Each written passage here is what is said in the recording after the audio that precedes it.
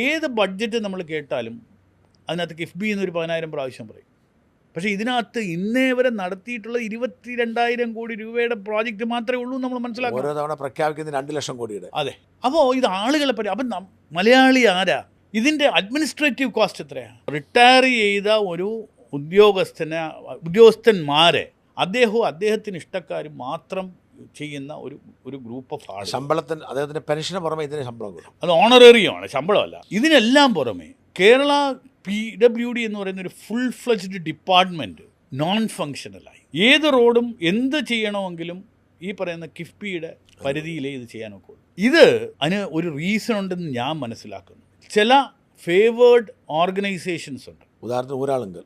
Correct. ഇവർക്ക് labour society ആണെന്നുള്ളൊരു ലേബലുണ്ട്. ഈ ലേബലിൽ 15-20% plus ഇട്ട് കൊടുക്കാം, നോമിനേറ്റ് ചെയ്ത് കൊടുക്കാം. പക്ഷേ ഇത് കേരള ഗവൺമെൻറ് ഇങ്ങനെ കോൺട്രാക്ട് കൊടുക്കുകയാണെങ്കിൽ ഏതാണ്ട് ഒരു 5,000 കോടിയുടെ ലിമിറ്റുണ്ട് മാക്സിമം. ഒരു വർഷം 5,000 കോടി അറ്റ് എ ടൈം 5,000 കോടി എന്നാണ് ഞാൻ മനസ്സിലാക്കുന്നത്. ഒരു ലിമിറ്റുണ്ട്.